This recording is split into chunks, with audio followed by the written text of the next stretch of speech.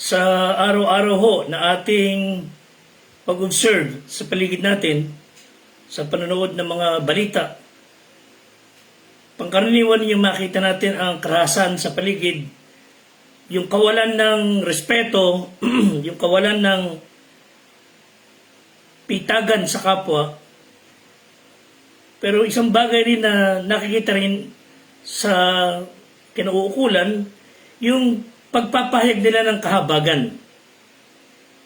Dahil sa mundong ito ay binabalot ng iba-ibang uri ng mga pananaw, pag-uugali, talagang kailangan nating balanse ang ating pamumuhay at dapat ho ang ating gabay, of course wala iba kundi ang kanyang salita ng Diyos at ang aral na ating mga pinag-uusapan.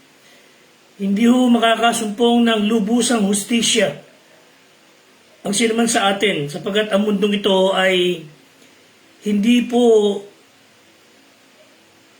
nakapasakop sa kalooban ng Diyos. Ngunit ang pagpapakita ng kahabagan ay madadama ng kapwa kung tayong mga Kristiyano, kung tayo mga kumikilalang ang Panginoong Hesus ang Diyos ng ating buhay. May pag-asa po ang ating mamamayan, ating kababayan, lalo ang ating mamahal sa buhay na makasumpong sila ng kahabagan. Kahabagang udyok ng Diyos, hindi para lang maitaas ang sarili, kahabagang galing sa puso at inspired mula sa salita ng Diyos. Wika nga isang tao, kindness makes a person attractive. If you would win the world, melt it, do not hammer it with compassion, with kindness. Pati ho ang ating mga police personnel, pangkaraniwan ho sa kanila ang magpunta sa mga sulok-sulok na lugar, giving themselves to help others, especially during typhoon. People, men and women in uniform ng ating PNP, lumulusong sa baha. Iniligtas ang mga hindi nila kilalang tao, ngunit dala ng habag at tawag ng tungkulin. Pangkaraniwan nyo na makikita ang kahabagan sa kanilang mga puso. And imagine the impact na kayo ay nakadama ng kahabagan out of nowhere na nangangailangan ka ng tulong. Then all of a sudden, ang Diyos nagpadala ng tulong at habag. And we all can share our stories about the time sa ating buhay when someone was so kind to us and so compassionate, and that we felt the urge, pagtanaw ng utang na loob, na sinasabi nating, if I had my chance, gagawin ko nito sa aking kapwa. May God help us to learn how to be compassionate sa ating mga kababayan, sa ating kapwa, lalo sa ating pamilya, sa tulong ng Diyos natin sa langit. Muli po magandang araw sa inyo lahat. Ito po inyong lingkod, Fred de Guzman, ang life coach ng Squad 244 ng Philippine National Police Santa Maria. Kagalakan namin mga kapiling kayo, ang ating mga kasama sa kapulisan ng Santa Maria, at ang mga kapatid natin mula sa ibang bansa, of course, especially dito sa Bulacan. Maliwanag po sinabi ng Santiago 20 ng aklat ni Juan, ni Jude, Jude chapter 1 verse 22. And some have compassion, making a difference. Truly, having compassion, showing compassion will make a difference. Ephesians 4:32. At magmagandang loob kayo sa isa't isa, mga mahabagin, mga patawaran kayo sa isa't isa, gaya naman ng pagpapatawad sa inyo ng Diyos kay Kristo. 1 John 4:11. Mga minamahal kung tayo'y iniibig ng Diyos ng gayon, ay nararapat na mag-ibigan din naman tayo. The thing that we have to show to others is how much we care, how much we are concerned, how do we have compassion to others. And it's a result of a sacrificial love, tulad ginawa ng ating Panginoong Hesus. And how do we show compassion sa kapwa natin? Dapat isiisip natin lagi yung hindi tayo lang ang kahabagan, kundi tayo magpakita ng kahabagan sa tulong ng Diyos who shows us the proper way of showing compassion. Siya na He showers us with compassion, giving us the grace, giving us good things that we really do not deserve, giving us salvation, eternal life, nung tayo nagsisi ng kasalanan. And then we in return should show compassion. Matthew 5:7, blessed are the merciful, mahabagin, for they shall obtain mercy. So most of those who receive mercy, yung nakadama ng kahabagan at biyaya ng Diyos, will have no problem showing mercy to others. Showing others compassion and mercy is not softness. Hindi naman ito pangungunsinte sa ginagawa nilang mali. But when we show compassion and mercy sa ating kapwa, we are just showing the Christ-likeness ng ating pagkatao. Showing others mercy, it's compassion that serves.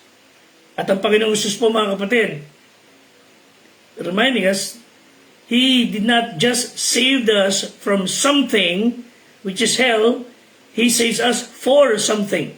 Ibig sabihin, iniligtas tayo ng Panginoon, pinatawad sa kasalanan, hindi lamang dahil sa tayo ay kailangan niya iligtas sa impyerno, bagkus at the same time, para makagawa tayo. Isa na nga itong pagpapahayag ng kapahayagan. And God wants us to express His life, meaning yung buhay niya, as if He would do this thing kung siya nasa kalagayan natin. So we will do this thing by showing to people, ito gagawin ni Kristo kung siya nasa kalagayan ko ngayon. So, showing His life through us as we serve others. Tingnan niyo po sa awit, 103 verse 13, kung paano ang Ama ay naaawa sa kanyang mga anak, gayon naaawa ang Panginoon sa kanilang natatakot sa Kanya. God will have mercy, compassion, lalo na sa mga nananampalataya sa Kanya. And also love our neighbors as ourselves.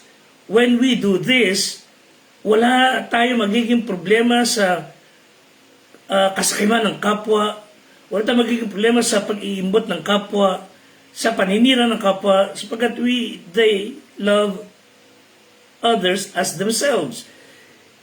May mga tao na talagang sukdulan natang may problema sa pag-iisip when they do harm to themselves. But if we really love our neighbors as ourselves, wala kang kilalang taong matino isip na ninanakawan yung sarili niya. Sinisiraan yung sarili niya. Winawalang hiya yung sarili niya. Bakit ho? Dahil hindi niya gagawin sa sarili niya, hindi niya gagawin sa kapwa. So we should love our neighbors as ourselves, and that means we should look after their interest. Hindi lamang yung interest ko, kundi yung pakinabangan nila, yung interest nila for having a better life. You will look after their well-being. Of course, lalong-lalo na mahal sa buhay. The same way we look after our own. So, pag ang tao ay puro sarili lang at ang pakinabang niya ang kanya iniisip, self-interest, wala siyang susutan na matinong buhay kundi dead end. So we should speak to others kindly. Yung bang, of course, may mga mistakes, even us. Sometimes we need to, bigyan lang natin ng paraanin natin. Hindi ko konsenten, kundi isang pagkakamali, for example, hindi naman sinasadya. Minsan maliit na pagkakamali lang, nagsaulian ng kandila, wika nga. Pero we should give allowance for their mistake. Give them the benefit of the doubt. It's good when you obey the royal law. Tinipo sa Santiago 2:8, ibigin mo ang iyong kapwa na gaya ng iyong sarili. Magsigawa kayo ng mabuti. Yun ang utos sa atin ng Diyos. So, learn to comfort those who are in trouble. That's how you should show compassion. And this may be through prayer. When you show compassion, hindi man ninyo kaya i-provide what their needs are, but you can pray for them, pray with them, and give some words of sympathy and encouragement. If you could share some material blessing or help, so be it. Our presence in their time of need, malaking bagay. Knowing that you are praying for them, alam nila nagmamalasakit ka, that would really encourage them. So, isa pang talata, 1 John 3:17 to 18, datapwat ang sinamang may pag-aari isa sang libutan ito at nakikita ang kanyang kapatid na nangangailangan at do'y ipinagkait ang kanyang awa. Paano mananahan ang pag-ibig ng Diyos sa kanya? You see? You have the power. You can do something para gumaan ang buhay ng kapatid mo o kaibigan mo. And yet you did not do anything. But masakit pa nga nun iniisip mo, bakit ko tutulungan to? Baka sumikat pa to. E nangangailangan po siya. O baka mahigitan pa ako, baka pag ginawa ko ng magandang bagay. Which is very wrong, nakaispan. Wika ng talata, mga anak, huwag tayo magsiibig ng salita ni ng dilaman, kundi ng gawa ng katotohanan. Showing compassion is not enough by words. Hindi yung nakakaawa ka naman. Hindi po sapat yun. It's through your deeds. Proverbs 3:27-28, huwag mong ikait ang mabuti sa kinauukulan pagka nasa kapangyarihan ng iyong kamay na ito'y gawin. Huwag mong sabihin sa iyong kapwa, yumaon ka, bumalik ka uli at bukas magbibigay ako. Right then and there, if you can share, give, show compassion, huwag yun ang pinapalipas mga araw o oras. Right then and then, show compassion right away. Yun ang sinasabi ng Bible. Ang Diyos na mahabagin, ang Diyos na puno-puno ng kaaliwan, kabutihan, the source of all comfort, He comforts us in all our troubles. Sa ating mga may pasanin, alam niyo kung paano ang Diyos kumilos sa ating buhay. There was a time na talagang walang-wala ang kang magagawa. Then all of a sudden, the Lord, you knew God did that sa iyong buhay at ikay naaliw. When they are in trouble, people who are in need, we will be able to give them the same comfort na galing sa Diyos na naranasan natin. 2 Corinthians 1:4 na siyang umaaliw sa atin sa lahat ng kapigatian upang ating maaliw ang nasa anumang kapigatian. Sa pamamagitan ng pag-aliw na inaliw din sa atin ng Diyos. So, when we see someone in need and you have the power to do something, huwag na tayo mag-atubiling tulungan. Again, you know what I'm saying? Yung bang hindi mo kukonsintihin ang mali, hindi mo aayunan ang kalikuan, hindi mo aayunan o kukonsintihin ang katamaran. There are people who have that legitimate needs. Tulungan natin. At if you can do something some other way, do it. Sa pangalan ng Diyos, alang-alang sa Diyos. So, let's be good to everybody. Because everybody is having a hard time. People are having tough time. People could be carrying some burden. And sometimes we see people na feeling happy-go-lucky, parang walang problema. But deep inside, behind that mask of smile, andun palang kalungkutan sa kanyang puso. So hindi natin sila basta-basta pwedeng makatulan. Baka may reason bakit ang mga tao ay parang wala sa lugar. Parang may ikas kung magsalita. Baka mayroong dahilan.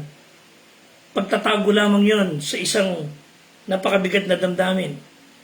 So if people would find us sincere at tunay na tao, sometimes they would open up and they would, you would know that they are hiding a heavy heart.